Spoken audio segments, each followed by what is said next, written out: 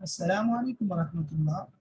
پچھلی قسط یعنی قسط نمبر 26 میں ہم نے شام کا تجارتی سفر یعنی ملک شام کا پہلا سفر اور نبی راہب سے ملاقات اس پر بات کی، اور آج کی ہم قسط میں انشاءاللہ العزیز بات کرنے لگے ہیں کہ جنگ فجار اور معاہدہ حلف الفضول کے بارے میں۔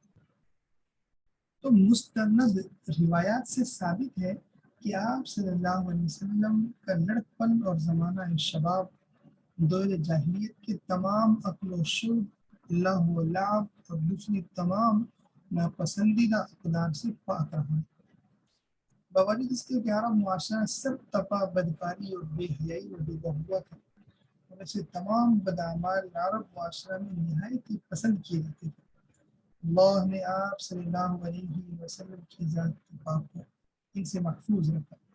اس کھلی بدکاری کے ماحول میں آپ صلی اللہ علیہ وسلم کے ہم عمر نوجوان جب جوانی کی مستیوں میں ڈوبے ہوئے تھے، آپ صلی اللہ علیہ وسلم ان کے عین الٹ طریق پر اپنی راست بازی اور پاکیزگی میں مکہ کے صالح ترین انسان کے طور پر سامنے آئے۔ دوسری طرف کبھی ایسا نہیں ہوا کہ آپ صلی اللہ علیہ وسلم شرک و گمراہی کے کسی فعل میں شریک ہوئے ہوں۔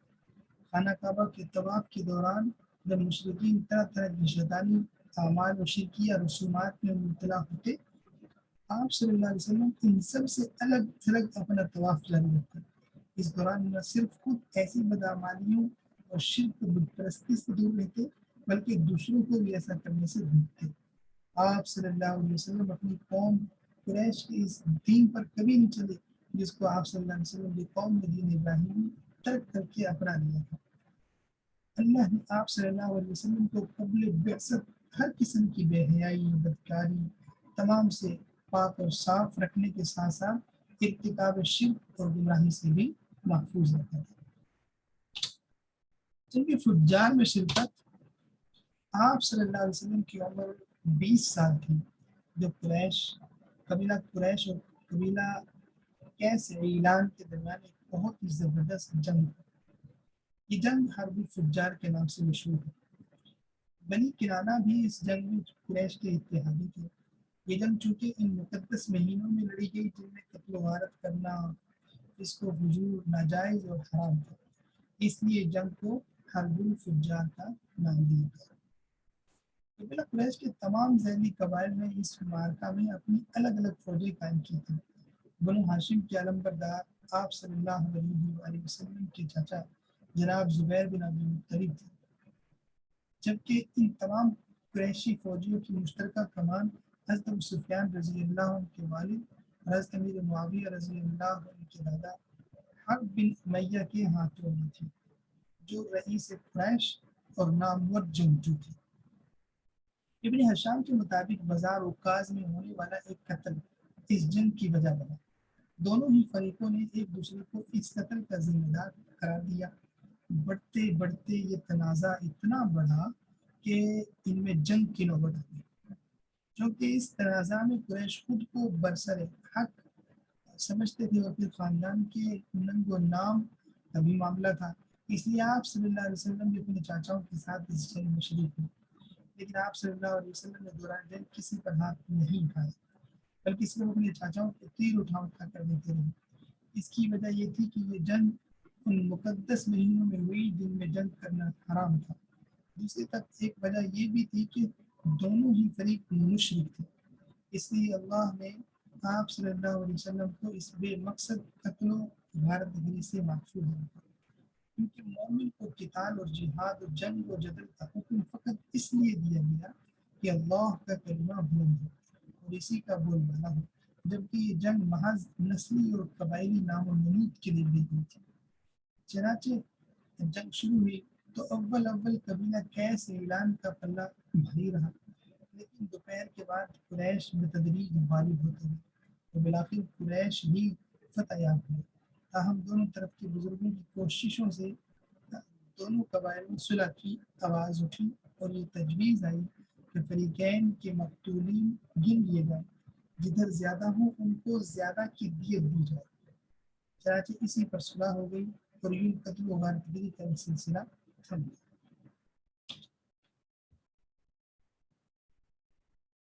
جس وقت آپ صلی اللہ علیہ وسلم اس میں شامل ہوئے تھے اس وقت آپ صلی اللہ علیہ وسلم کی عمر مبارک 20 سال تھی. اور یہ والے یعنی قبیلہ قریش اور قبیلہ کیس بن اعلان ان کی آپس میں یہ معاہدہ ہوا تھا. معاہدہ حلف فضول میں شرکت معمولی جو باتوں پہ لڑائیوں کا سلسلہ عرب میں مدتوں سے جاری تھا جس نے سینکڑوں گھرانے برباد کر دیے تھے اور قتل و صفاقی امور سی اخلاق بن گئے تھے. اور فجار کے بعد بعض صالح طبیعتوں میں اس بے معنی جنگ و جدل سے بیزاری پیدا ہوئی.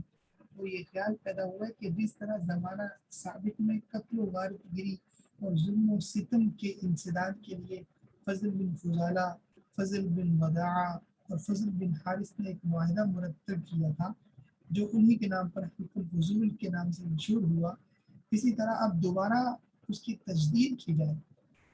چونکہ ان سب کے نام میں فضل کا لفظ شامل تھا اس لیے معاہدہ کو حلف الفضول کہتے ہیں. اب جنگ فجار سے جب لوگ واپس مکہ پہنچے تو آپ صلی اللہ علیہ وسلم کے چاچا اور خاندان بنو ہاشم کے سردار جناب زبیر بن عبد المطلب نے سب کے سامنے یہ تجویز پیش کی. چنانچہ خاندان بنو ہاشم، بنو زہرہ اور بنو تمیم عبداللہ بن جدعان تیمی کے گھر میں جمع ہوئے. وہ سن و شرف میں ممتاز تھا.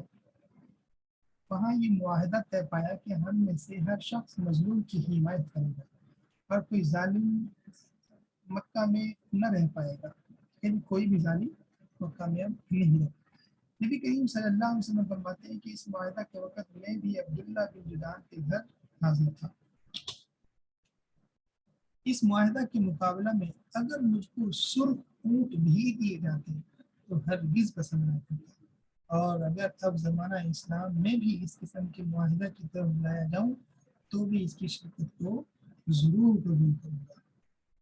اس معاہدے کا سبب یہ بتایا جاتا ہے کہ زبیر کا ایک آدمی سامان لے کر مکہ آیا اور عاص بن وائل نے اس سے سامان خریدا لیکن اس کا حق روک لیا.